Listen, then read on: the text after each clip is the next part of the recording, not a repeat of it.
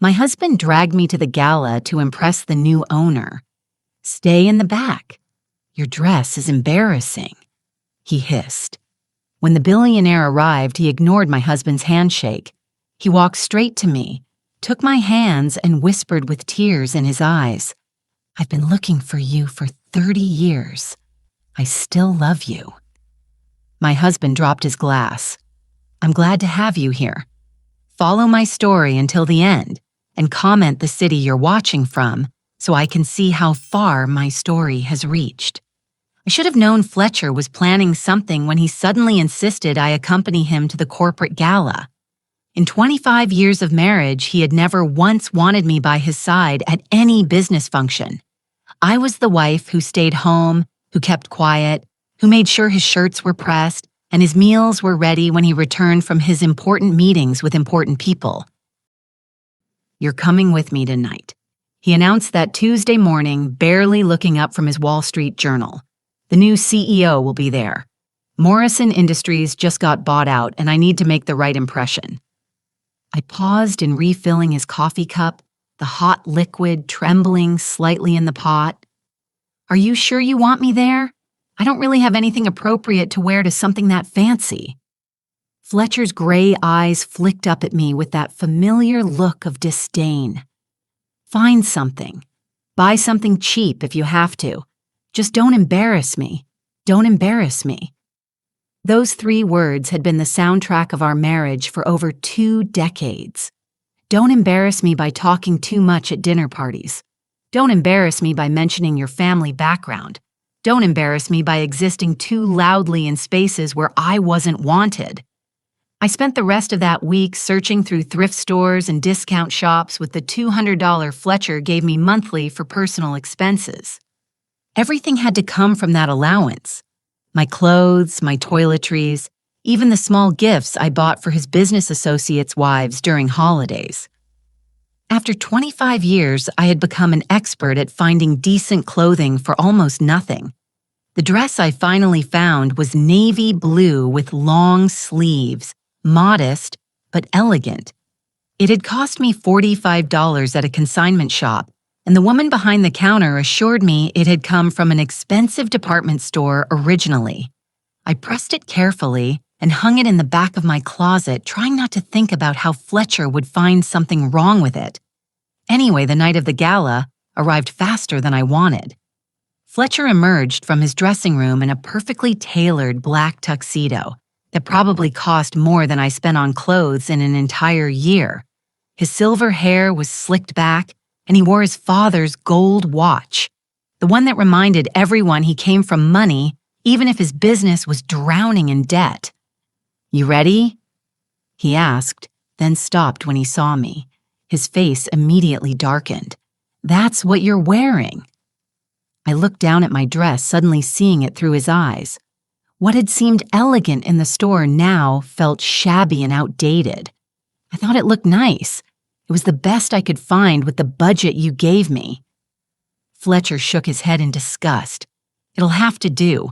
Just try to stay in the background tonight. Don't draw attention to yourself. And for God's sake, don't talk about anything personal. These are serious business people." The ride to the Grand Hyatt downtown was silent except for the classical music Fletcher preferred and the occasional sound of him checking his phone. I sat beside him, my hands folded in my lap, touching the small silver locket at my throat without thinking. It was the only piece of jewelry I owned that Fletcher hadn't bought me, the only thing that was truly mine. I had worn it every day for 30 years, tucked beneath my clothes, where no one could see it. The hotel ballroom was exactly what I expected. Crystal chandeliers, white tablecloths, and the kind of people who measured their worth in stock portfolios and vacation homes. The air was thick with the scent of expensive perfume and fresh leaves, and everywhere I looked, women wore gowns that cost more than our monthly mortgage payment. "Stay here," Fletcher commanded, pointing to a spot near the bar where shadows from the decorative plants would hide me. "I need to find some people. Don't wander off." I nodded and watched him stride away, his shoulders straight with false confidence. I knew his business was struggling. I heard the phone calls late at night, the worried conversations about loans and deadlines and clients jumping ship. This gala was his desperate attempt to salvage something, to make connections that might save him from bankruptcy. I stood where he left me, nursing a glass of water and watching the crowd. Business executives laughed too loudly at each other's jokes. Their wives compared jewelry and vacation plans. Everyone seemed to know exactly where they belonged, while I felt like a shadow in my $45 dress. 20 minutes passed before I saw Fletcher across the room, gesticulating wildly to a group of men in expensive suits. His face was red with exertion, and I could see the desperation in his movements even from a distance. Whatever he was trying to sell them, they weren't buying it. Then the energy in the room shifted. Conversations quieted, and heads turned toward the main entrance. I craned my neck to see what was causing the commotion, and my breath caught in my throat. A tall man in an impeccably tailored tuxedo had entered the ballroom. His dark hair was touched with silver at the temples, and he moved with the quiet confidence that only comes from real power, not the desperate imitation of it. Even from across the room, there was something familiar about the way he carried himself, something that made my heart skip in a way it hadn't in decades. "That's him," someone whispered nearby. "That's Julian Blackwood, the new CEO, Julian." The name hit me like a physical blow. It couldn't be. After 30 years, it couldn't possibly be him. But as he turned, slightly scanning the crowd with those dark eyes, I knew so well, I knew with absolute certainty that it was Julian Blackwood, the man I had loved with every fiber of my being when I was 22 years old, the man whose child I had carried for 3 months before losing everything. The man I had been forced to walk away from, leaving my heart buried in that college town where we had planned our entire future together. He was older now, distinguished in a way that spoke of success and power. But his face was the same. The strong jawline, the intense eyes that seemed to see straight through people, the way he held his head slightly tilted when he was thinking. My Julian, who wasn't mine anymore, and hadn't been for 3 decades. I pressed myself further into the shadows, my heart pounding so hard I was sure people could hear it. What was he doing here? What were the chances that he would be the new CEO of the company Fletcher desperately needed to impress? Across the room, Fletcher spotted Julian and immediately began pushing through the crowd toward him. I watched in horror as my husband approached the man I had never stopped loving. His hand, extended for a business handshake, his smile wide and predatory. Julian accepted the handshake politely, but I could see even from a distance that he wasn't really listening to whatever Fletcher was saying. His eyes were scanning the crowd, searching for something or someone. And then, as if drawn by some invisible force, his gaze found mine. The world stopped.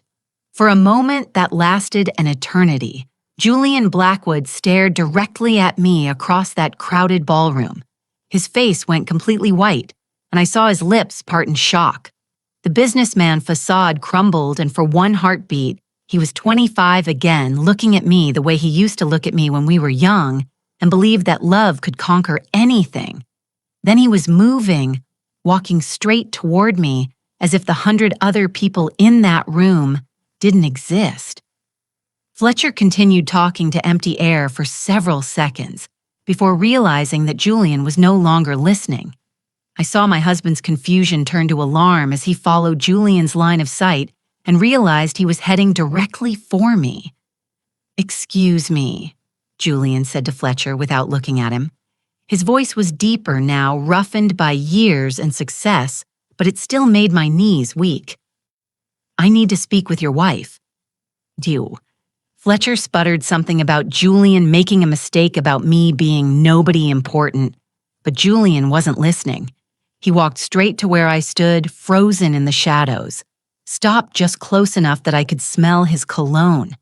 something expensive and sophisticated, nothing like the aftershave he used to wear in college.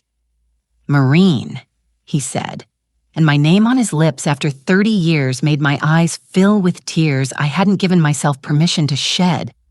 "Julian," I whispered back, barely able to find my voice. Without hesitation, he reached out and took both my hands in his, the same way he used to do when we were young. His hands were warm and steady, and I could feel the weight of his wedding ring, or rather the absence of it. His ring finger was bare. "I've been looking for you for 30 years, he said, his voice thick with emotion. His dark eyes were bright with unshed tears, and when he spoke again, his words carried across the suddenly silent ballroom. "I still love you." The sound of Fletcher's champagne glass hitting the marble floor echoed like a gunshot through the stunned silence that followed. Julian's words hung in the air between us like a bridge I wasn't sure I was brave enough to cross. Around us, the gala had effectively stopped. Conversations died mid-sentence as the city's most powerful people stared at the scene unfolding before them. I could feel their curiosity burning into my skin, but all I could see was Julian's face, older and more weathered than the boy I had loved, but unmistakably him. "This is ridiculous." Fletcher's voice cut through the moment like a blade. He stepped between Julian and me, his face flushed with humiliation and rage. "Morin, what the hell is going on here?" I opened my mouth to speak, but no words came. How could I explain 30 years of buried heartache in front of a room full of strangers? How could I tell my husband that he had never been anything more than a refuge from the pain of losing the only man I had ever truly loved? Julian's eyes never left my face. "Could we speak privately?" He asked, his voice gentle but carrying the unmistakable authority of someone accustomed to being obeyed. Fletcher laughed harshly. "Privately, she's my wife. Anything you have to say to her, you can say in front of me." "No." Julian said simply, "I can't." The weight of his gaze was almost unbearable. I could see the questions there, the hurt that time hadn't healed, the love that had somehow survived. 3 decades of separation. But I could also see Fletcher's panic, the way his hands shook as he realized that his carefully planned evening was crumbling around him. "Julian."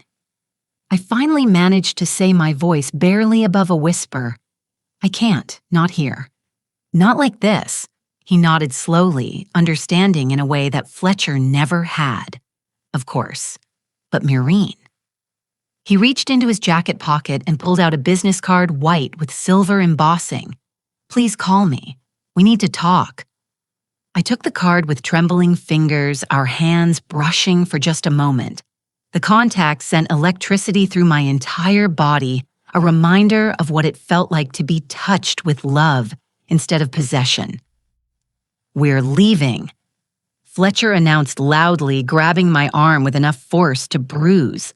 Now Julian's expression darkened as he saw Fletcher's grip on me, and for a moment I thought he might intervene.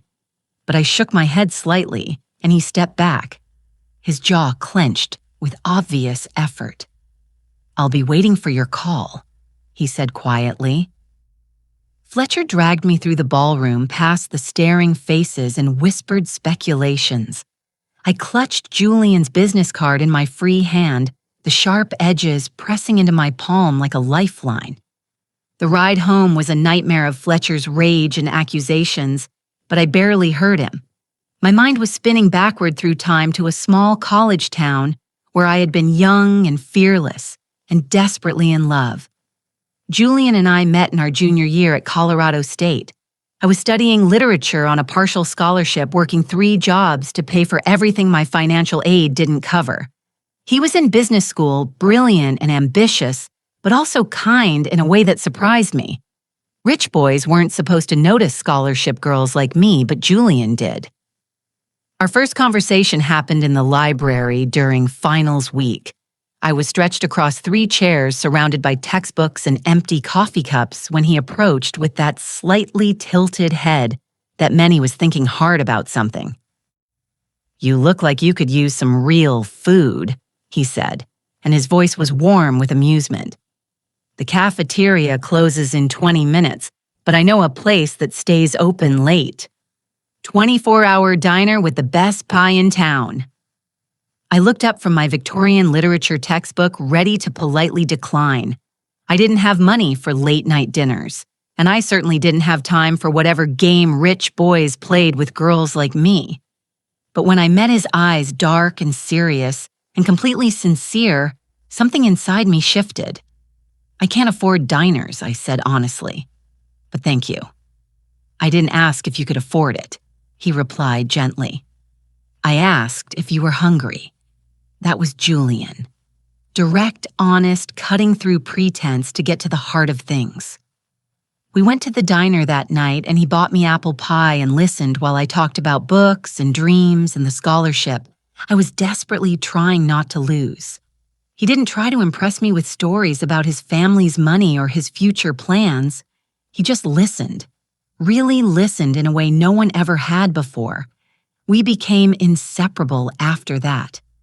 Julian introduced me to his world of cocktail parties and country clubs, but he also slipped away from those gatherings to explore my world of midnight study sessions and shared pizza in tiny dorm rooms. We talked about everything literature and business, family, and dreams, the future we were building together, piece by careful piece.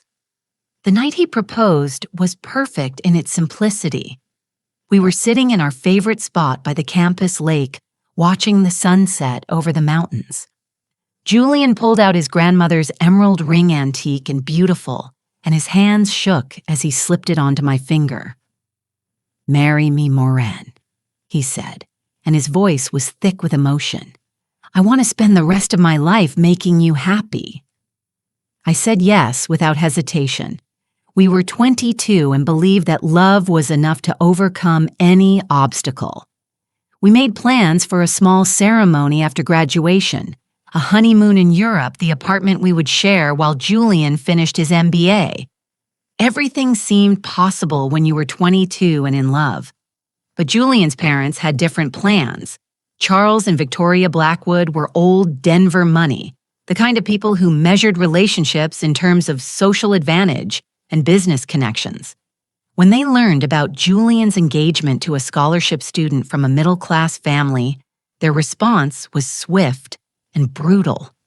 They threatened to cut Julian off completely. No more tuition money, no trust fund, no place in the family business empire they had spent generations building.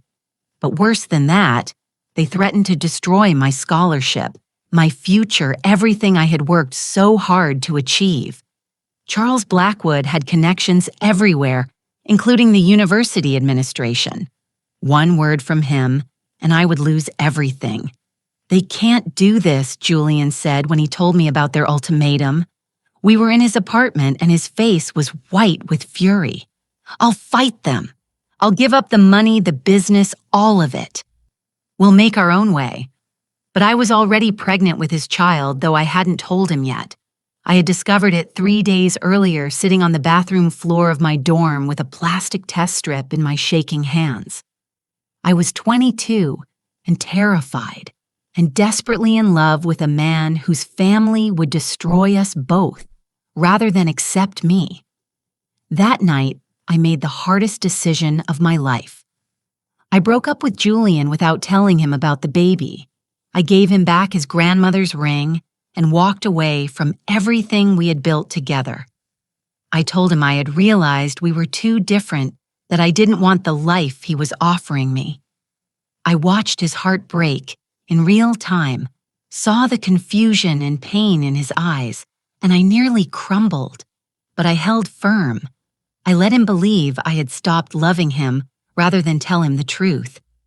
That his parents' threats had terrified me, that I was carrying his child, that I was sacrificing our future to protect him from having to choose between me and everything he had ever known. 3 weeks later, I lost the baby. a miscarriage at 8 weeks sudden and devastating. I bled alone in a hospital emergency room, grieving not just for the child I had lost, but for the future that was already gone. Julian tried to reach out during those weeks, but I couldn't bear to see him. I couldn't bear to tell him that I had destroyed us for nothing, that the child we would have had together was gone. When Fletcher Morrison asked me to marry him 6 months later, I said yes. Fletcher was safe, predictable, completely different from Julian in every way that mattered. He wasn't the love of my life, but he offered security and a way to start over. I thought I could learn to love him, or at least to find contentment in the life he was offering. I was wrong about that, as I was wrong about so many things. Fletcher turned out to be controlling in ways that took years to fully understand. It started small. Suggestions about my clothes, my friends, the way I spoke in public. Gradually, those suggestions became demands, then ultimatums. He isolated me from my college friends, convinced me that my family was beneath his social circle, made me financially dependent on his monthly allowance. What I had mistaken for protection was actually possession. For 25 years, I had lived as Fletcher's wife, playing the role he had scripted for me. I learned to be quiet at dinner parties, to dress appropriately for his business functions, to ask permission before spending money or making plans. I became the kind of woman who apologized for existing too loudly in spaces where I wasn't wanted. But I never forgot Julian. I carried our love story inside me, like a secret wound that never quite healed. I kept his grandmother's emerald ring hidden in my jewelry box, though I told myself I would return it someday when the pain wasn't so sharp. I read the business news religiously, following his career from a distance as he built his own empire without his parents' help. I celebrated his successes and mourned his failures from afar, always wondering if he ever thought of me. Now sitting in Fletcher's car as he raged about the humiliation I had caused him, I clutched Julian's business card and felt something I hadn't experienced in decades: hope. Whatever had brought him back into my life, whatever cosmic joke or cruel twist of fate had made him the new CEO of Fletcher's most important client, it felt like a second chance I had never dared to dream of. The business card felt like fire in my hands as I sat in our bedroom that night, staring at the simple white rectangle with silver embossing. Julian Blackwood, Chief Executive Officer, Blackwood Industries, a phone number and email address. 30 years of separation reduced to a few lines of text. Fletcher had locked himself in his study after we returned from the gala, and I could hear him on the phone with his business partners, his voice rising and falling in desperate explanations. The walls in our house were thick, but not thick enough to muffle his panic.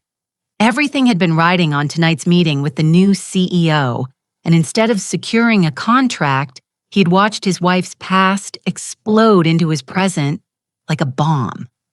I should have told him years ago, should have mentioned casually over breakfast or during one of our silent dinners that I had once known someone named Julian Blackwood.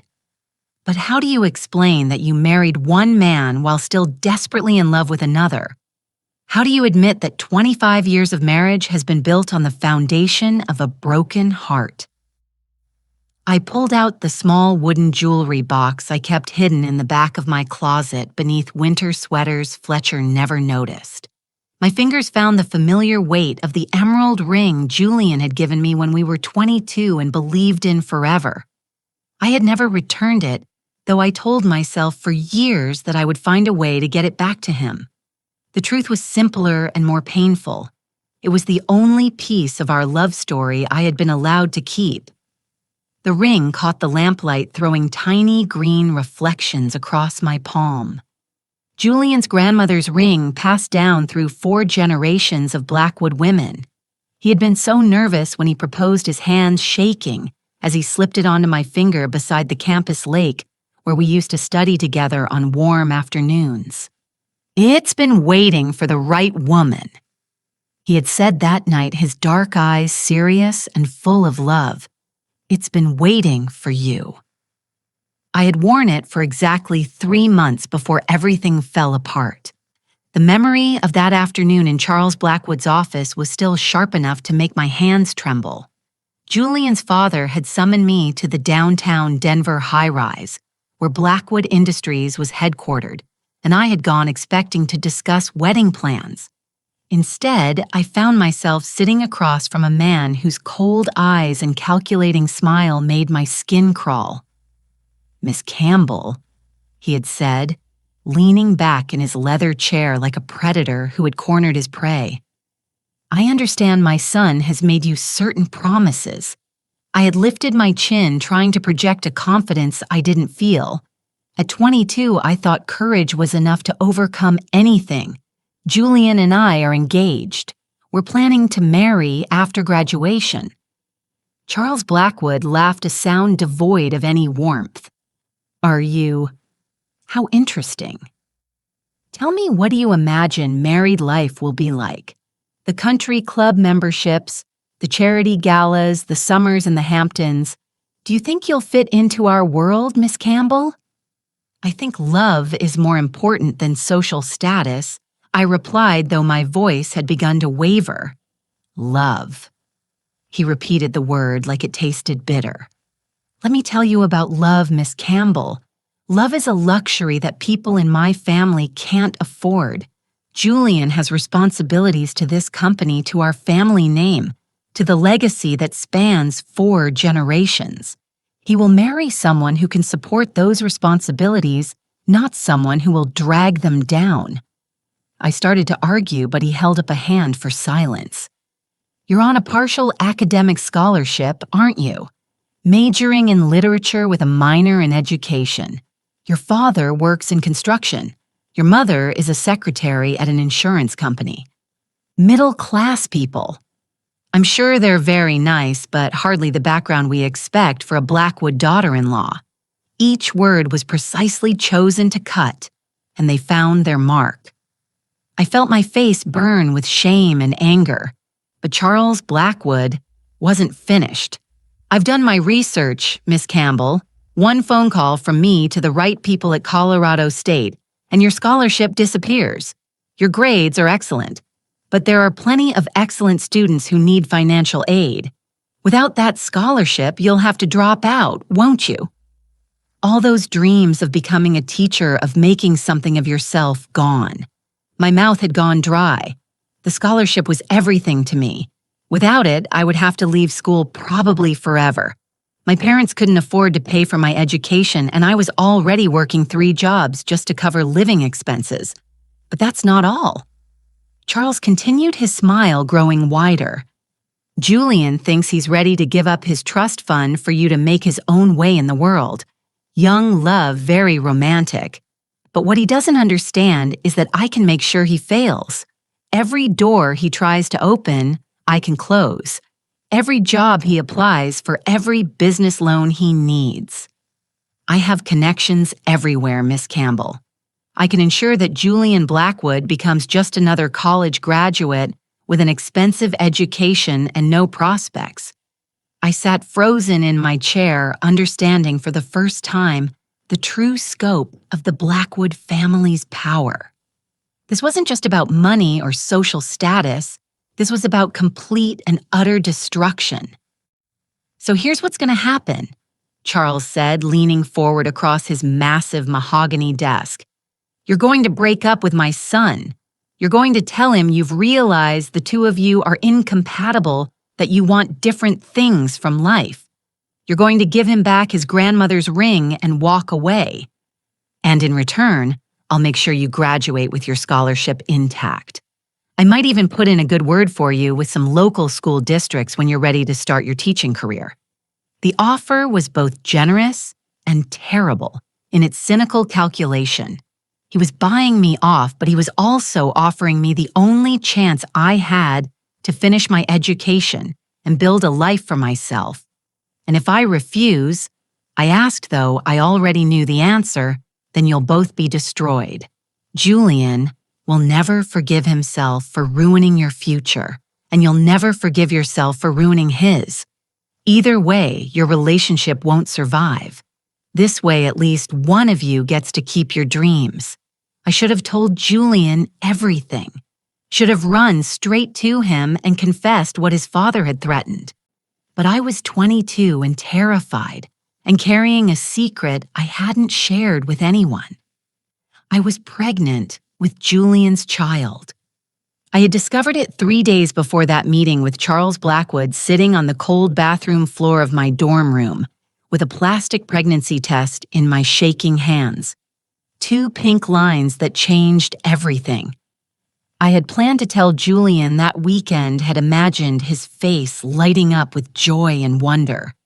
We had talked about children, about the family we would build together someday. Someday had arrived sooner than we expected, but we loved each other enough to handle anything. Except Charles Blackwood's threats weren't directed just at us anymore. They were directed at our unborn child, at the future we were already creating together.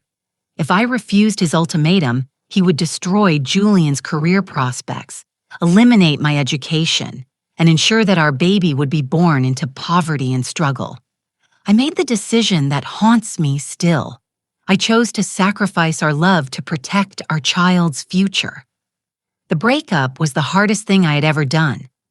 I met Julian at our favorite coffee shop near campus, the one where we had spent countless hours studying together and planning our future. He was already there when I arrived, sitting at our usual table by the window, and his face lit up when he saw me the way it always did. "There's my beautiful fiancé," he said, standing to kiss me. "How did the meeting with my father go?" "I hope he wasn't too intimidating. He can be a little intense when it comes to business." I couldn't look at him directly. Instead, I stared at the engagement ring on my left hand, the emerald catching the afternoon sunlight streaming through the window. "We need to talk, Julian." Something in my tone must have warned him, because his smile faded immediately. "What's wrong?" I forced myself to meet his eyes, these dark eyes that had looked at me with such love and tenderness for the past year.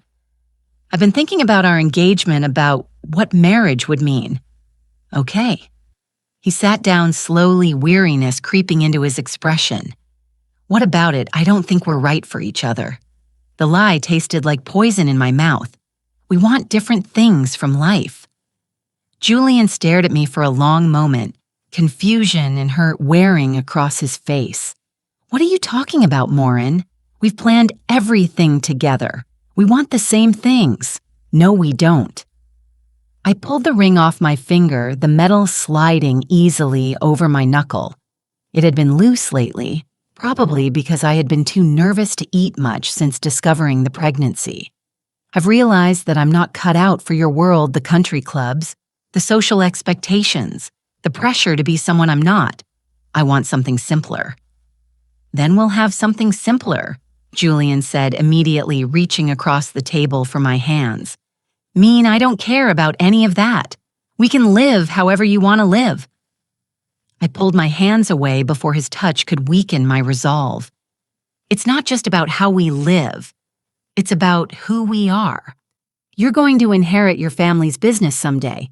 You'll need a wife who can support that world, who understands it. I'm not that person. You're exactly that person." Julian insisted, his voice rising with desperation. "You're intelligent, beautiful kind. You're everything I want in a wife and a partner." "Morin, where is this coming from? Last week you were excited about looking at apartments for next year. What changed everything?" I wanted to say everything changed when your father showed me exactly what your family is capable of. When I realized that loving you isn't enough to protect the child growing inside me. Instead, I placed the emerald ring on the table between us. The small click of metal against wood sounding like a gunshot in the quiet coffee shop. "I'm giving you back your ring." Julian stared at the ring as if it were a poisonous snake. "No, Morin. This is crazy. Whatever's wrong, we can fix it. We love each other." "Love isn't always enough," I said, quietly hating myself for the truth in those words. "It is for us," Julian said fiercely. "It has to be." I stood up before I could lose my nerve entirely. "I'm sorry, Julian, I truly am, but this is for the best. For the best." Julian shot to his feet, his chair scraping against the floor. "How is breaking up for the best mean? Talk to me. Tell me what's really going on here." For one terrible moment, I almost did. Almost told him about his father's threats about the pregnancy, about the impossible choice I was being forced to make. But Charles Blackwood's warning echoed in my mind. Julian would never forgive himself for ruining my future, and I would never forgive myself for ruining his. "Goodbye, Julian," I whispered, and walked away from the only man I had ever loved. 3 weeks later, I lost the baby. I was alone when it happened, cramping and bleeding in my small dorm room on a rainy Thursday morning. By the time I made it to the campus health center, it was already over. 8 weeks of pregnancy ended as quickly and quietly as it had begun. These things happen. Sometimes the doctor told me gently often in the first trimester, "It doesn't mean anything was wrong with you or that you can't have healthy pregnancies in the future." But I knew the truth. I had sacrificed my relationship with Julian to protect a child who was already gone. I had destroyed our love for nothing. Julian tried to contact me during those weeks, leaving messages I didn't return, showing up at places he knew I would be. I avoided him with the skill of someone whose heart was too shattered to risk further breaking. Eventually, he stopped trying. Eventually, he graduated and moved away, and I never saw him again until tonight. 6 months after our breakup, Fletcher Morrison asked me to marry him. Fletcher was a business acquaintance of my father's, 12 years older than me, and nothing like Julian in any way. He was stable, predictable, completely safe. When I said yes, it wasn't because I loved him. It was because I was tired of being alone with my grief. Tired of turning down Julian's grandmother's ring every night before bed. I thought I could learn to love Fletcher. I thought that safety and security might be enough to build a life on. I was wrong about that, as I had been wrong about so many things. Now, 25 years later, I sat in the bedroom of the house Fletcher had bought to showcase his success, holding Julian's business card and his grandmother's ring, and wondering if second chances were real or just cruel jokes the universe played on people who had already lost everything that mattered. Tomorrow I would have to decide whether to call the number on that white card, whether to open a door I had closed 3 decades ago when I was young and pregnant, and terrified enough to believe that love wasn't worth fighting for.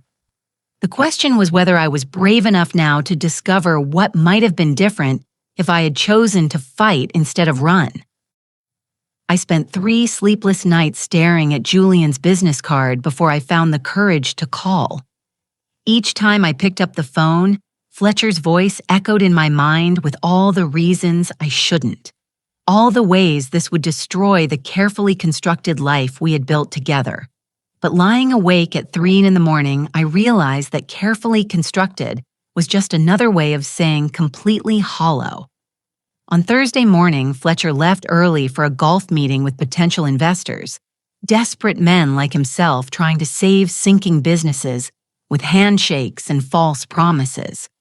I waited until I heard his car pull out of the driveway before I walked to the kitchen phone, my hands trembling as I dialed the number embossed in silver on that white card.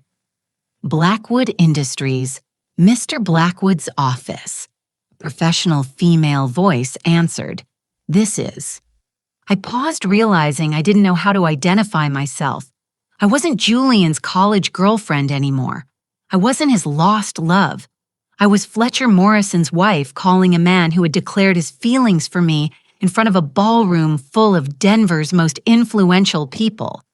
"This is Maren Morrison. Mr. Blackwood asked me to call." There was a brief silence. Then the voice became noticeably warmer. "Of course, Mrs. Morrison. Mr. Blackwood has been expecting your call. Can you hold for just one moment?" The weight felt eternal.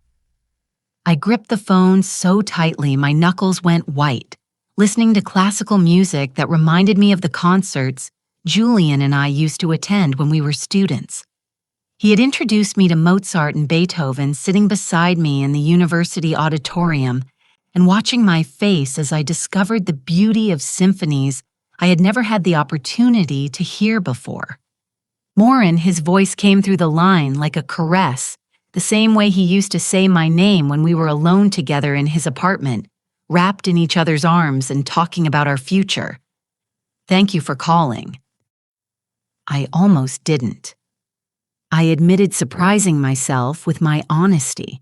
"I'm not sure this is wise." "Wise has nothing to do with it," Julian said softly.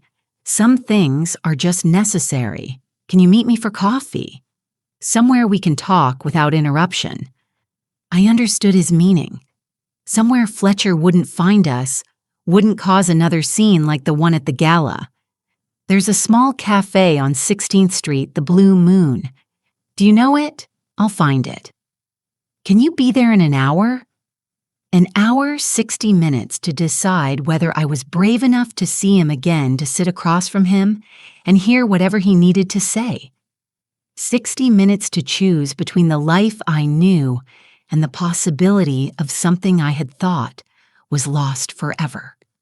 "I'll be there," I said, and hung up before I could change my mind. The Blue Moon Cafe was tucked between a bookstore and a vintage clothing shop, the kind of place where artists and students nursed single cups of coffee for hours while working on novels or studying for exams.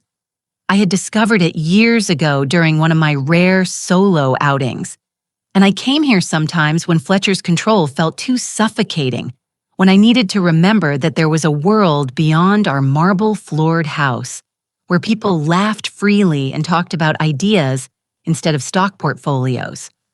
I arrived 15 minutes early and chose a table in the back corner, where shadows from the exposed brick walls would provide some privacy. The cafe smelled like roasted coffee beans and cinnamon pastries, and the low murmur of conversation created a cocoon of anonymity. I ordered a latte I didn't want and watched the door, my heart hammering against my ribs like a caged bird. Julian arrived exactly on time, scanning the room until his eyes found mine. He looked different in the daylight streaming through the cafe windows. Older, yes, but also more substantial somehow. The boy I had loved had grown into a man who commanded attention without demanding it, who wore authority like a well-tailored suit. But when he smiled at me, really smiled for the first time since that night at the gala, I saw traces of the 22-year-old who had proposed to me beside a campus lake. "You look beautiful," he said as he sat down across from me, and I felt heat rise in my cheeks. Fletcher hadn't called me beautiful in years. Pretty maybe when I was dressed appropriately for one of his business functions. Acceptable, presentable, never beautiful. "You look successful," I replied, deflecting the compliment because I didn't know how to accept it anymore. Julian's smile faded slightly. Success isn't the same thing as happiness, Marine. I learned that the hard way. A waitress appeared to take Julian's order. Black coffee the same way he used to drink it in college when we stayed up all night studying together. After she left, an awkward silence stretched between us, filled with 30 years of unspoken words and unanswered questions. "Why did you leave?" Julian asked. Finally, his voice quiet but direct. The real reason, not the story about us wanting different things. I never believed that, not for 1 second. I had rehearsed this conversation in my mind for 3 days, trying to find words that would explain without revealing too much. But sitting across from him, seeing the pain that still lived in his dark eyes, after all these years, I found myself telling him everything. I told him about his father's threats about the meeting in that cold downtown office, where Charles Blackwood had laid out exactly how he would destroy both our futures if I didn't walk away. I told him about the pregnancy I had hidden from everyone, about losing the baby. 3 weeks after our breakup, about marrying Fletcher, because I was tired of grieving alone. Julian listened without interrupting, his face growing paler with each revelation.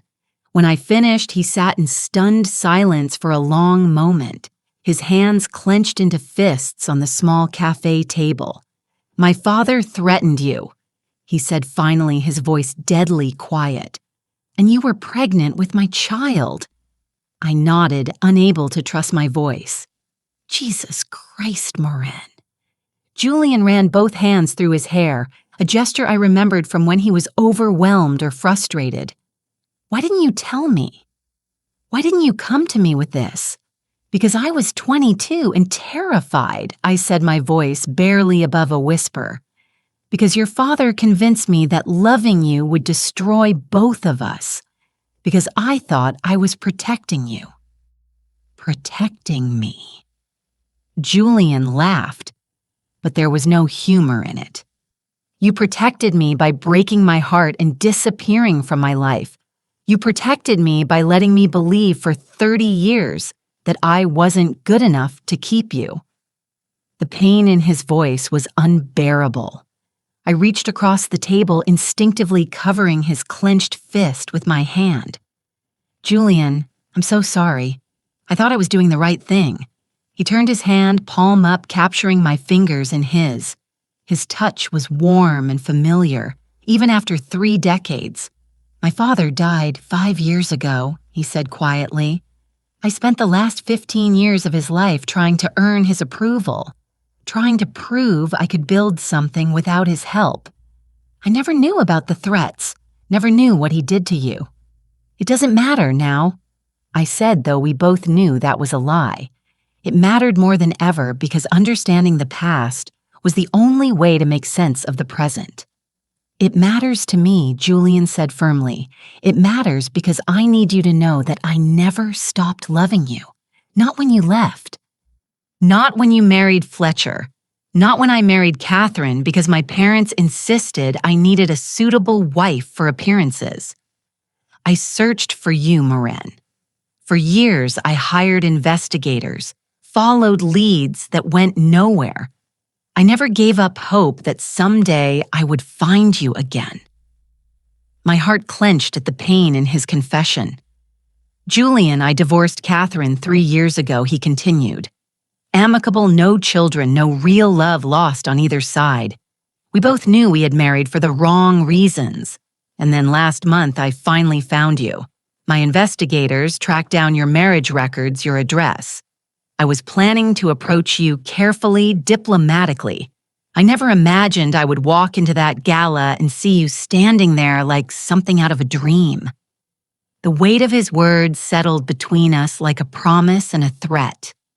He had found me, had been planning to contact me, had been searching for 30 years the life I had built with Fletcher, the carefully maintained routine of our marriage, the safety I had thought I needed.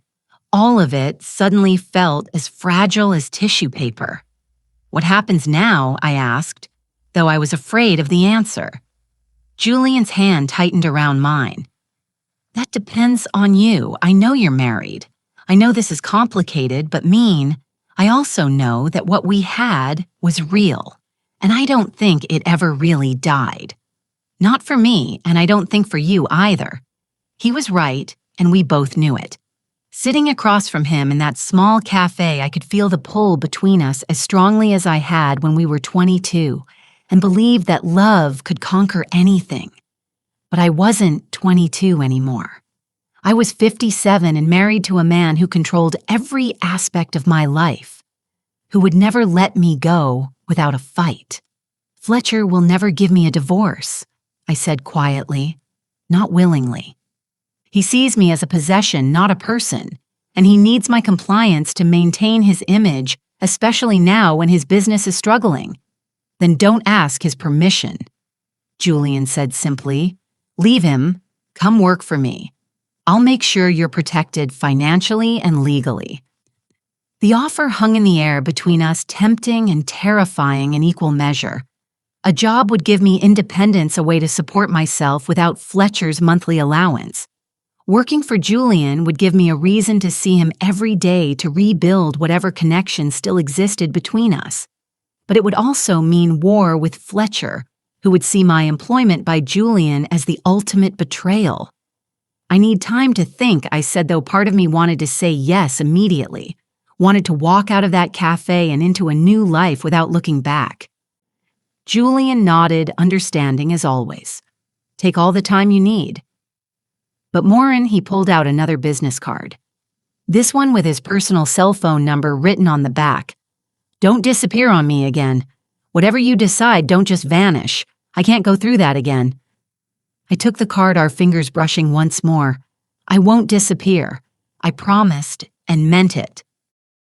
We sat in comfortable silence for a few more minutes, drinking coffee that had grown cold, while we excavated the ruins of our past. When Julian finally stood to leave, he leaned down and kissed my cheek, gently the same way he used to when we were students, and he was walking me back to my dorm after long study sessions in the library. I'll be waiting, he said softly, for however long it takes. I watched him leave. This man who had loved me for 30 years without knowing why I had left him. The cafe suddenly felt empty without his presence, as if all the light had gone out of the room. I sat alone with my cold coffee and tried to imagine what my life might look like if I was brave enough to choose love over safety, possibility over routine. The drive home was a blur of Denver traffic and racing thoughts. I kept Julian's business card in my purse next to the first one he had given me at the gala, and I could feel them there like a secret heartbeat. By the time I pulled into our driveway, I had almost convinced myself that I could do it, that I could tell Fletcher I was leaving, that I was taking a job with Julian's company, that our marriage was over. But Fletcher was waiting for me in the kitchen when I walked through the door, and one look at his face told me that my decision might not be mine to make after all. Where have you been? He demanded, his voice sharp with suspicion and barely contained rage. I went for coffee, I said, carefully hanging my purse on the hook by the door and trying to project casual innocence. Just needed to get out of the house for a while. Coffee. Fletcher repeated the word like it was a foreign concept. For 3 hours. I had been gone longer than I realized. Time moved differently when you were excavating 30 years of buried feelings, trying to make sense of choices that had shaped your entire adult life. I ran some errands afterward. I lied smoothly. Groceries, dry cleaning, the usual things. Fletcher stepped closer, his gray eyes scanning my face for signs of deception. Groceries, he said. Then where are they? My stomach dropped. I had been so consumed with thoughts of Julian, so overwhelmed by our conversation, that I had driven straight home without stopping anywhere. I forgot to pick them up. I was distracted thinking about other things. What other things? Fletcher's voice was dangerously quiet now, the tone he used when he was trying to control his temper in public. What could possibly be so important that you forgot to do the one thing you told me you were going out to do? I could see the trap closing around me. Could feel Fletcher's suspicion crystallizing into something more dangerous. He had always been jealous, possessive. But the encounter with Julian at the gala had triggered something primal in him. He knew he was losing control, and a man like Fletcher would do anything to maintain his grip on what he considered his property. Nothing important, I said quietly, hating myself for the familiar capitulation. I'm sorry, I'll go back out and get the groceries now. No. Fletcher grabbed my arm, his fingers digging into my flesh hard enough to leave bruises. You're not going anywhere. Not today, not tomorrow, not until I figure out what the hell is going on with you and Julian Blackwood. For a moment, we stared at each other in the marble-floored kitchen of the house Fletcher had bought to showcase his success.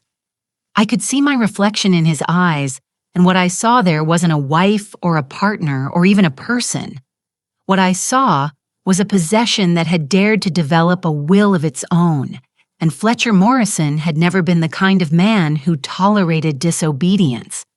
That's when I knew with crystal clarity that choosing Julian wasn't just about love or second chances or healing old wounds.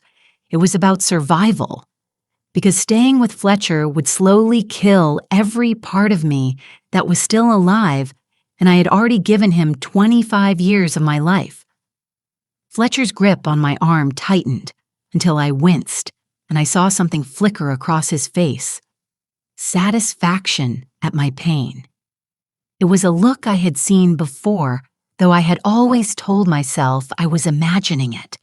Fletcher Morrison took pleasure in my discomfort, in my compliance, in the small ways he could demonstrate his power over me. "Let go of me," I said quietly, testing the waters of rebellion for the first time in 25 years. Or what? Fletcher's smile was cold, predatory. "You'll call your boyfriend, you'll run to Julian Blackwood and tell him how mean your husband is being." The mockery in his voice was designed to make me feel foolish, childish, as if my feelings were nothing more than a ridiculous fantasy. It was a technique he had perfected over the years: dismiss, diminish, and control. But something had shifted in me since sitting across from Julian in that cafe, since learning the truth about why our love had been destroyed. "Let go of me," I repeated, my voice stronger this time. Fletcher studied my face for a long moment, then released my arm with enough force to make me stumble backward. "You think you're in love?" he said, his voice dripping with disdain. 7 years old and acting like a teenager with her first crush. "It's pathetic, Morin. Truly pathetic." I rubbed the red marks his fingers had left on my arm, marks that would be purple bruises by tomorrow. What's pathetic is a man who has to hurt his wife to feel powerful. The words came out before I could stop them, and I saw Fletcher's face go white with rage. In 25 years of marriage, I had never spoken to him like that, had never challenged his authority so directly. We both knew something fundamental had changed between us, and there would be no going back to the careful dance of dominance and submission that had defined our relationship. "You want to know about pathetic Fletcher?" said his voice low and dangerous. "Let me tell you about pathetic. Julian Blackwood spent 30 years looking for you. 30 years of private investigators and false leads and desperate searches. And do you know what's really pathetic? I've known where you were. The entire time." The words hit me like a physical blow. What Fletcher laughed, a sound devoid of any warmth or humor. "You heard me. I knew Julian was looking for you. I knew about the investigators, the inquiries, the background checks. I made sure every trail went cold. Every lead went nowhere. I protected you from him, Morin. I kept him away from our marriage, from our life. I stared at my husband, this man I had lived with for a quarter of a century, and realized I didn't know him at all. You knew he was searching for me." Of course I knew. Julian Blackwood isn't exactly subtle about anything he does. Money talks, sweetheart, and his investigators weren't particularly discreet about their inquiries. Fletcher straightened his tie, a gesture that usually signaled his return to civilized behavior, but his eyes remained cold and calculating. "The first inquiry came about 6 months after we were married. Some private detective calling around asking questions about you. It didn't take much to figure out who was behind it. My legs felt weak, and I gripped the edge of the kitchen counter for support. You never told me. Why would I tell you? So you could go running back to your college boyfriend. So you could destroy our marriage for some romantic fantasy." Fletcher shook his head dismissively. "I protected our relationship, Maureen. I protected you from making a terrible mistake. You protected yourself," I said, understanding flooding through me like ice water. "You knew that if Julian found me, if he told me the truth about why we broke up, I would leave you." Fletcher's smile was sharp as a blade. "And would you have?" If Julian had shown up at our door 10 years ago, 20 years ago, would you have left me for him? The honest answer was yes, and we both knew it. Even in the depths of my unhappiness with Fletcher, even during the years when our marriage felt like a prison sentence, I was serving for crimes I didn't remember committing, I would have left him for Julian without hesitation. Fletcher had known that had counted on my ignorance to keep me trapped, how I asked my voice barely above a whisper. How did you stop the investigators?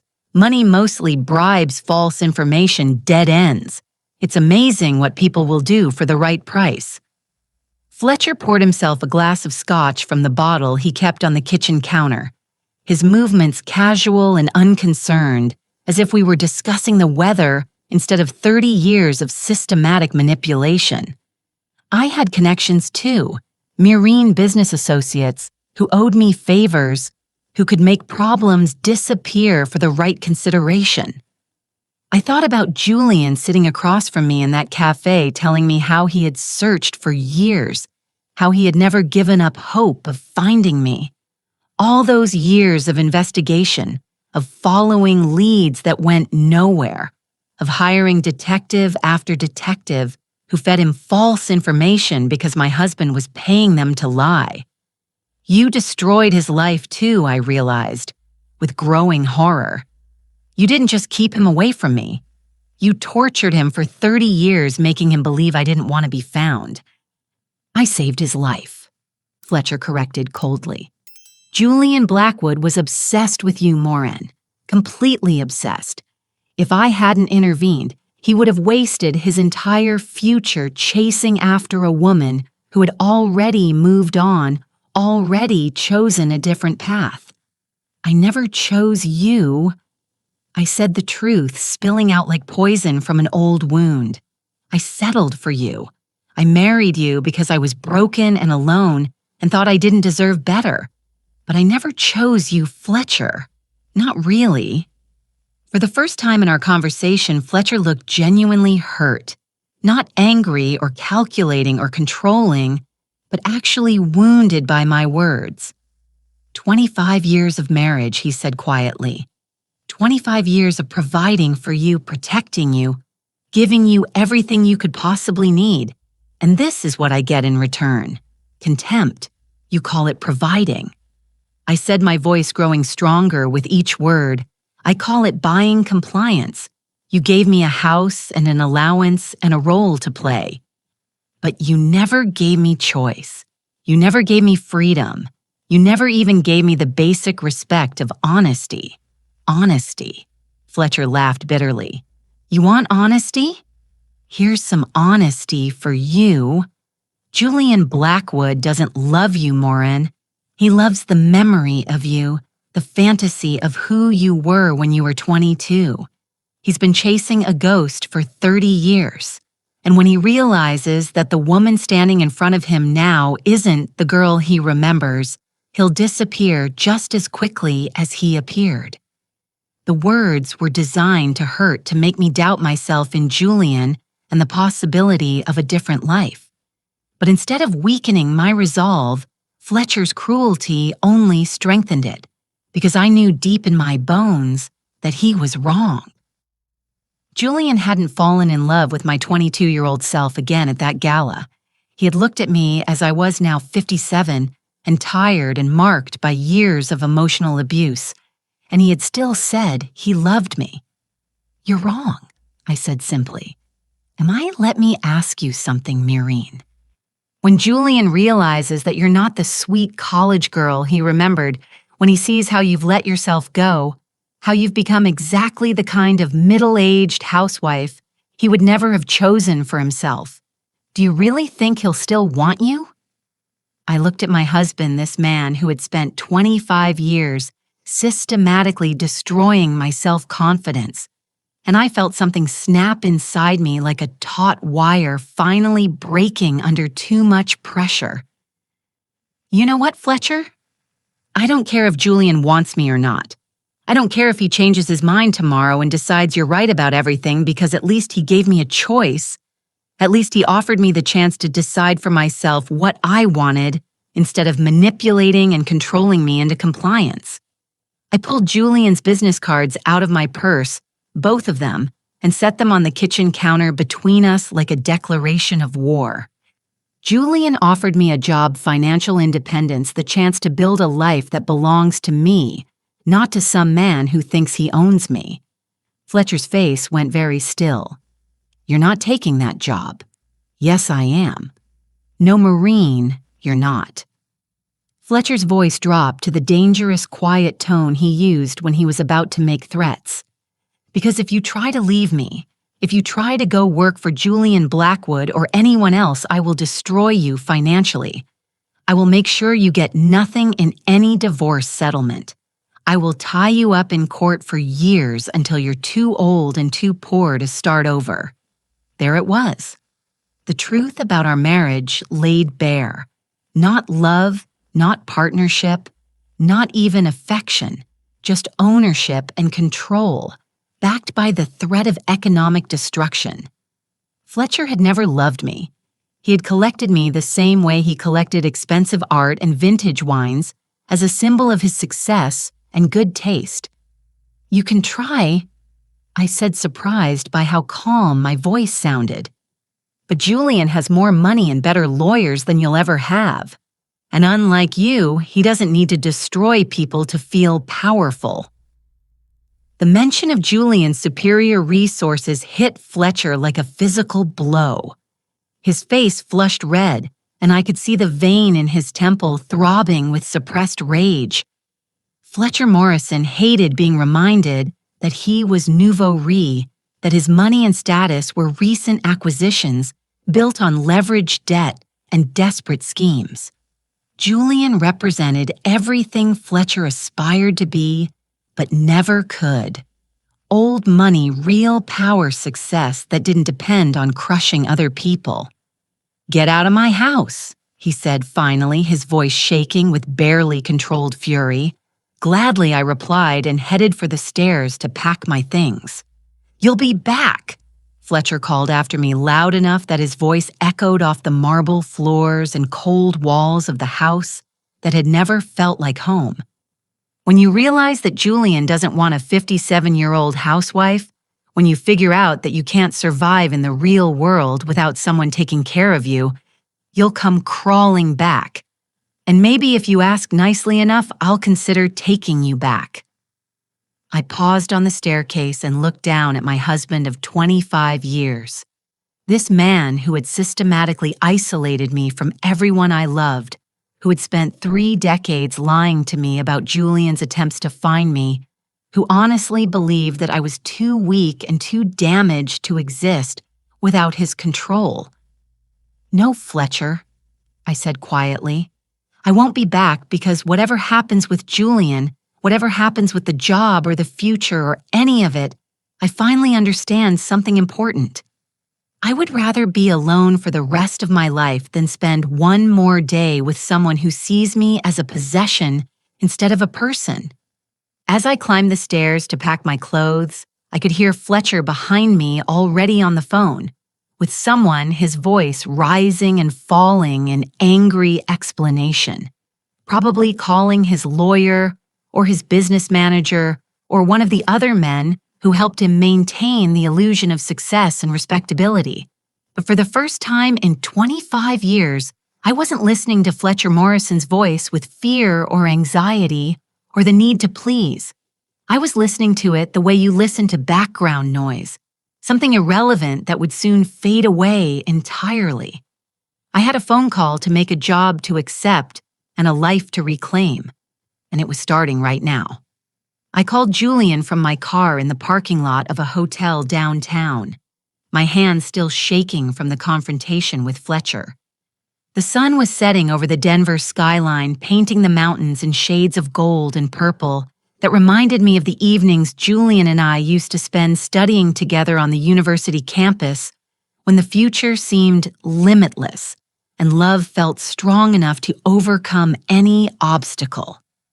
Mean Julian answered on the first ring as if he'd been waiting by the phone. Are you all right? You sound upset. I'm leaving him.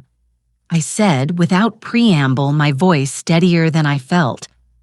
"Fletcher, I'm leaving him tonight and I want to accept your job offer." There was a moment of silence, then Julian's voice came through, warm and sure. "Where are you?" "The Marriott downtown. I couldn't think of anywhere else to go. Stay there. I'll be right over." 20 minutes later, I watched through the hotel lobby windows as Julian's black BMW pulled up to the valet stand. He emerged wearing jeans and a simple gray sweater, looking more like the college boy I had fallen in love with than the powerful CEO who commanded boardrooms and million-dollar deals. When he spotted me sitting in one of the lobby's leather chairs, his face lit up with a mixture of relief and something deeper. Hope. "Are you hurt?" he asked, sitting down beside me and immediately noticing the bruises on my arm where Fletcher had grabbed me. His jaw tightened with controlled anger. "Did he put his hands on you?" "Nothing I can't handle," I said, though we both knew that wasn't really true. Fletcher's abuse had been psychological for so long that the physical component felt like a natural escalation, not a shocking departure from his usual behavior. Julian reached out carefully, gently touching the purple marks on my forearm. No one should ever put their hands on you in anger. Morin, no one. The tenderness in his voice, the careful way he examined the bruises, as if they were wounds he could heal through sheer force of will, made tears spring to my eyes. I had forgotten what it felt like to be treated with genuine concern, to have someone care about my pain instead of dismissing it as weakness or melodrama. "Tell me what happened," Julian said quietly. So I did. I told him about Fletcher's revelation that he had known about Julian's search for 30 years, about the systematic sabotage of every investigation, about the threats and manipulation that had kept us apart. Julian listened with growing incredulity and rage, his hands clenched into fists as the full scope of Fletcher's deception became clear. 30 years, he said finally, his voice rough with emotion. 30 years of wondering if you ever thought about me, if you ever regretted leaving. 30 years of believing that maybe I hadn't fought hard enough for you, that maybe you really had stopped loving me. "I never stopped loving you," I said, the words tumbling out before I could stop them. "Not for one day in 30 years. I married Fletcher because I was broken and alone, but I never stopped carrying you in my heart." Julian turned to face me fully, his dark eyes searching my face. "And now, after everything that's happened, after all the time that's passed, what do you want now, Morin?" It was the question I had been afraid to answer, even to myself. What did I want from this impossible situation? This second chance that felt like a gift and a test rolled into one. "I want to find out who I am when I'm not afraid," I said honestly. "I want to discover what my life could look like if I'm making the choices instead of having them made for me. And I want to find out if what we had was real enough to survive everything that's happened to us." Julian smiled, the first genuine smile I had seen from him since that moment of recognition at the gala. "Then let's find out together." The next morning, I walked into the offices of Blackwood Industries as Julian's new director of community relations, a position he had created specifically for me that would utilize my background in literature and education to develop partnerships with local schools and literacy programs. It was meaningful work, the kind of job I had always dreamed of having, and the salary Julian offered was more than Fletcher's monthly allowance, multiplied by 12. $2,500 a week, he had said when we discussed the position over dinner the night before, plus benefits, vacation time, and complete autonomy over your department. "I want you to have financial independence, I want you to never again be dependent on someone else's generosity for your basic needs." The money was more than I had ever imagined earning, enough to rent my own apartment, buy my own car, make my own choices about how to spend my time and resources. But more than the financial freedom, the job represented something I had thought was lost forever. The chance to be valued for my mind instead of my compliance, my ideas instead of my silence. Julian's assistant Rebecca welcomed me warmly and gave me a tour of the offices, introducing me to department heads and explaining the company's various community outreach initiatives. Everyone was professional and friendly, treating me like a valued colleague rather than the boss's personal project. By the end of my first day, I felt more energized and purposeful than I had in decades. But Fletcher wasn't finished with his attempts to control the narrative. 3 days into my new job, Julian called me into his office with a grim expression. "We need to talk," he said, closing the door behind me. "Fletcher's been busy." He handed me a legal document thick with official seals and threatening language. Fletcher was suing me for alienation of affection, claiming that Julian had deliberately interfered with our marriage and seeking financial damages for the destruction of our relationship. It was an archaic legal concept, rarely used in modern divorce proceedings, but Fletcher had found lawyers willing to pursue it. He's also filed for an injunction to freeze any joint assets until the divorce is finalized. Julian continued, "Bank accounts, credit cards, even the car you've been driving. He's trying to cut off your access to everything." I sank into the chair across from Julian's desk, feeling the familiar weight of Fletcher's manipulation settling over me like a suffocating blanket. Even when I tried to escape his control, he found new ways to trap me, new methods to remind me of my dependence on his generosity. "He wants me to come crawling back," I said quietly. "He thinks if he can make me desperate enough, scared enough, I'll give up and return to him." Julian sat on the edge of his desk close enough that I could see the determination burning in his dark eyes. "Then he doesn't know you very well. But Morin, there's something else. Something that might change the entire situation." He pulled out another set of documents, these ones bearing the letterhead of a prestigious downtown law firm. I had my lawyers do some investigating into Fletcher's business practices, particularly his real estate investments, over the past decade. It turns out your husband has been playing some very dangerous games with other people's money. I looked at the papers, trying to make sense of the legal language and financial terminology. What kind of games? "The kind that could land him in federal prison," Julian said grimly. "Fletcher's been using his development company as a shelf for money laundering operations. Dirty money from various sources gets invested in his real estate projects, comes out clean on the other side. The FBI has been building a case against him for months." The words hit me like a physical blow. Fletcher, for all his faults, had always seemed like a legitimate businessman, if not a particularly successful one. The idea that he was involved in criminal activity felt surreal, like discovering that the man I had lived with for 25 years was actually a stranger. "How long have you known about this?" I asked. "I suspected something was wrong with his finances when I started researching his company for potential contracts," Julian admitted. "The numbers didn't add up. The funding sources were questionable. But I didn't have proof until my lawyer started digging deeper. I stared at the documents, understanding the implications of what Julian was telling me. If Fletcher was arrested for money, laundering, his assets would be frozen, his business would be shut down, and any claims he had against me in the divorce would become irrelevant.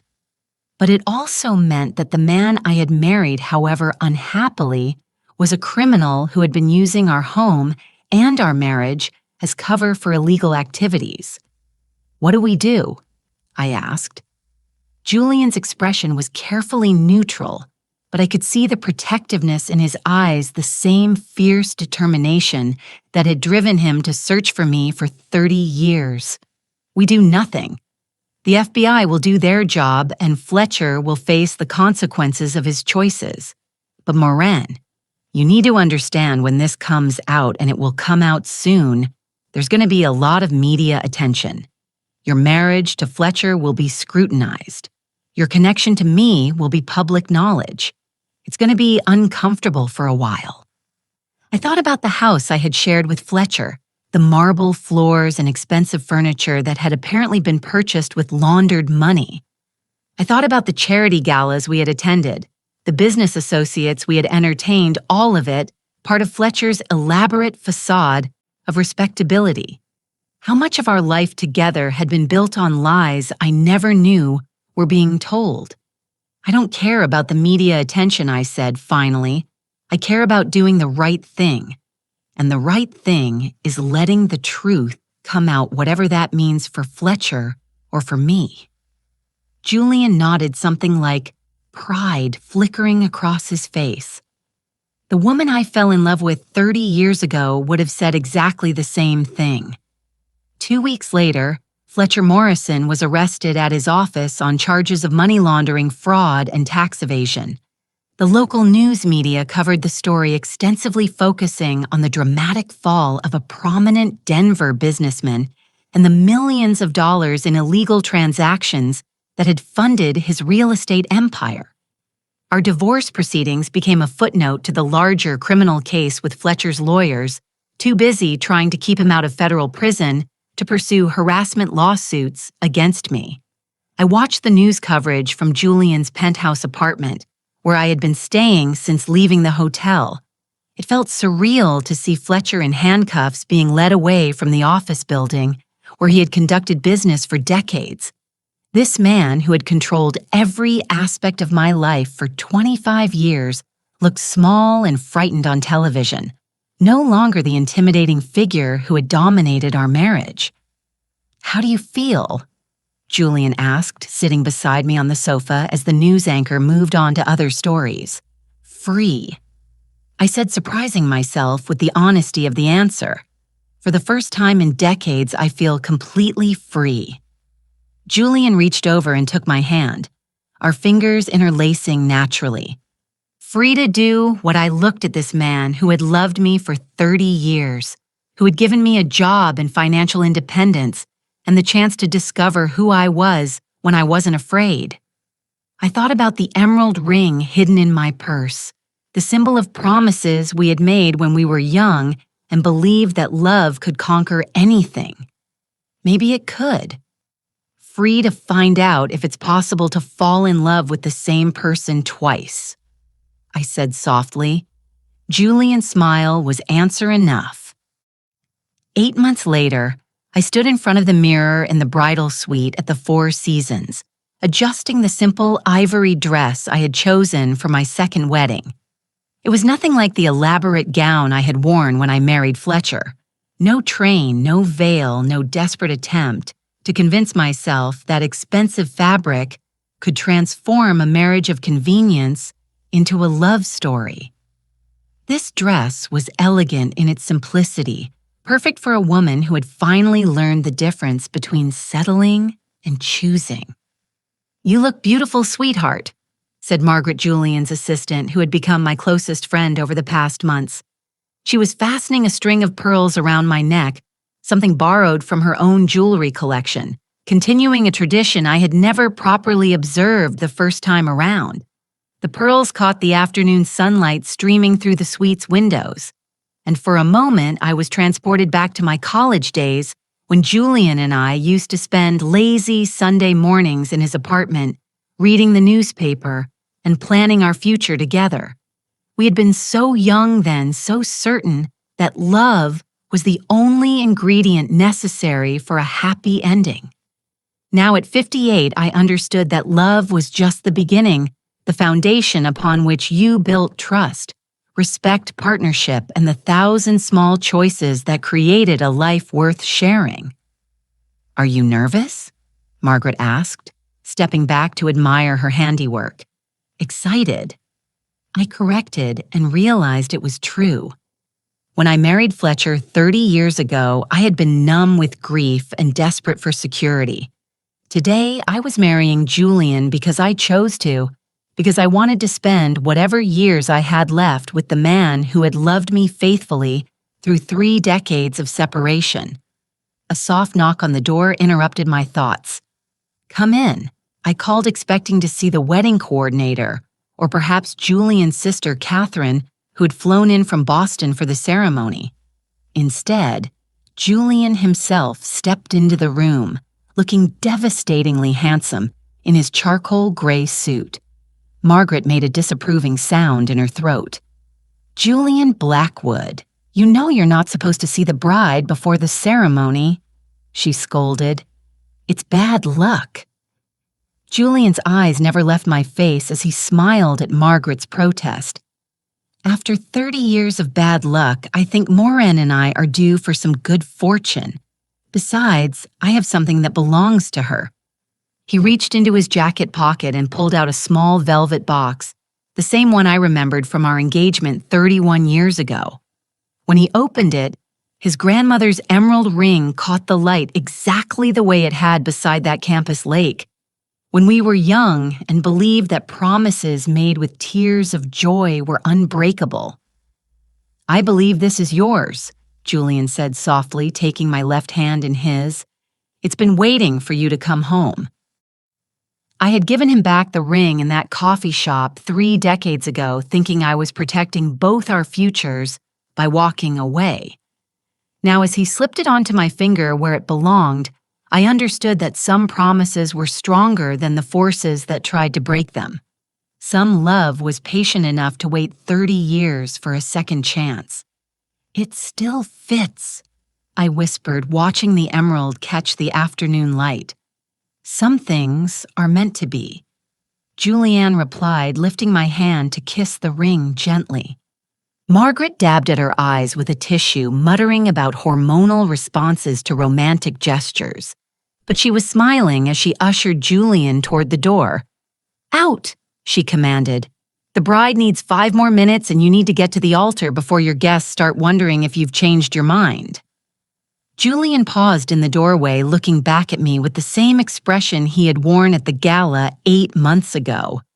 Wonder mixed with gratitude, as if he still couldn't quite believe I was real. "I'll be the one waiting at the end of the aisle," he said quietly. "I know," I replied.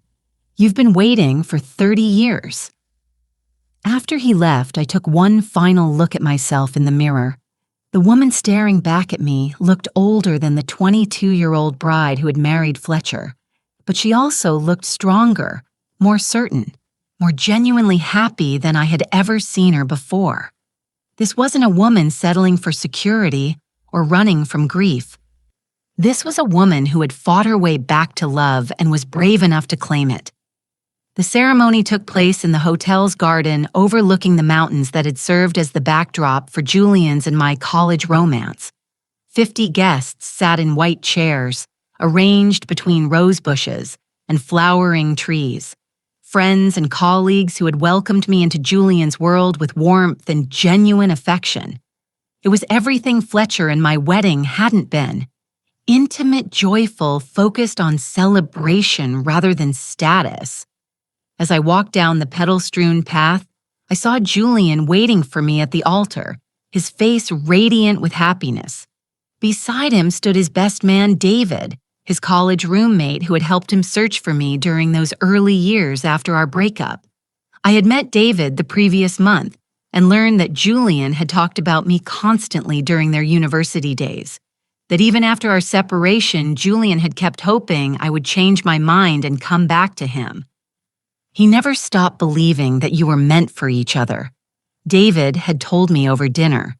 Even when he married Catherine, even during the divorce, he always said that if he could find you again, he would spend the rest of his life making up for lost time. Now, as I reached the altar and Julian took my hands in his, I could see that promise reflected in his eyes.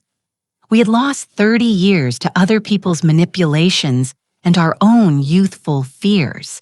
But we had the rest of our lives to create new memories to build the partnership we had dreamed of when we were students, with more hope than money. The ceremony was brief and deeply personal.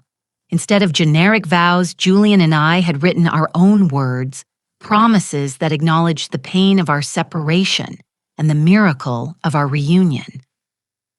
when Julian spoke about loving me through 30 years of absence, about never giving up hope that we would find our way back to each other, there wasn't a dry eye among our guests. I promised to never let fear make decisions for us again, I said when it was my turn to speak. I promised to trust that love is worth fighting for, worth choosing every day, worth believing in, even when it seems impossible. When the minister pronounced us husband and wife, Julian kissed me with 30 years of pent-up longing and gratitude. The garden erupted in applause and joyful laughter, but all I could hear was my own heartbeat and Julian's whispered "finally" against my lips. The reception was held in the hotel's ballroom, the same space where Fletcher and I had attended countless business functions over the years, pretending to be a happy couple while maintaining the careful, emotional distance that had defined our marriage.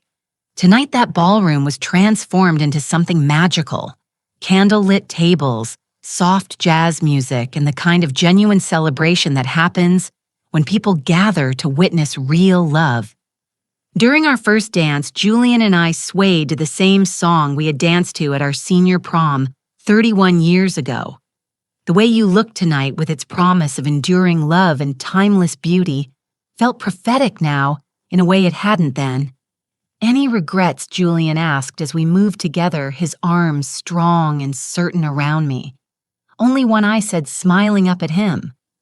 I regret that we lost 30 years, but I don't regret the path that led us back to each other. Without everything we've been through, I might not appreciate how precious this is. Julian spun me gently, and I caught a glimpse of our guests watching us with the kind of satisfaction that comes from witnessing a long overdue, happy ending. Margaret was dancing with David, tears of joy still visible on her cheeks. Catherine, Julian's sister, was deep in conversation with several of my new colleagues from Blackwood Industries, all of them treating me like family rather than the boss's new wife. After the formal dances ended, Julian and I stepped onto the hotel's terrace for a few moments of quiet together. The Denver skyline sparkled below us, and in the distance, the mountains stood silhouetted against the star-filled sky. It was the same view I had admired during my college years when Julian and I used to drive into the foothills to study and dream about our future together. "Do you remember what we used to say about those mountains?" Julian asked, following my gaze. I smiled at the memory that they had been there for millions of years, and they would be there for millions more. That some things were permanent even when everything else felt temporary. Like us, Julian said simply, "like this." He pulled out his phone and showed me a photograph he had taken during the ceremony. The moment when I walked down the aisle toward him, my face glowing with happiness and certainty. In the background, the mountains rose majestically, eternal witnesses to our second chance at love. "I want to remember this moment exactly as it is." Julian said, "I want to remember how it feels to finally have everything I've ever wanted." As we stood together on that terrace, surrounded by the celebration of our love and the promise of our shared future, I thought about Fletcher serving his sentence in federal prison, about the house I had shared with him, now empty and awaiting sale by government assets recovery. I felt no vindictive satisfaction at his downfall, only a quiet gratitude that his lies and manipulations were no longer my burden to carry. I thought about Charles Blackwood, Julian's father, who had died 5 years earlier, still believing that he had successfully separated his son from an unsuitable woman. He had never lived to see Julian and me reunited, had never been forced to confront the failure of his cruel machinations. Perhaps that was justice enough. Most of all, I thought about the woman I had been 8 months ago. Trapped, controlled, convinced that safety was more important than happiness. She felt like a stranger now, someone I remembered with compassion but no longer recognized as myself. The woman I had become was stronger, braver, more willing to fight for what mattered. She was someone I was proud to be. "What are you thinking about?" Julian asked, noticing my contemplative expression. "The future," I said honestly. "Our future. All the mornings we'll wake up together. All the decisions we'll make as partners instead of strangers sharing a house. All the years we have left to love each other properly." Julian lifted my left hand to his lips, kissing the emerald ring that had finally found its way home. 58 isn't too late for a new beginning, is it?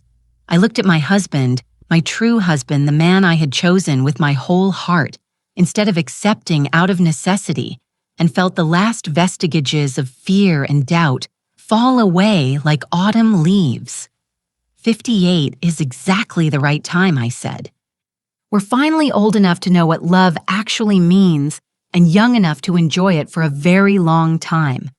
As we rejoined our reception, dancing and laughing with the people who had become our chosen family, I realized that some stories don't end with a clears throat first.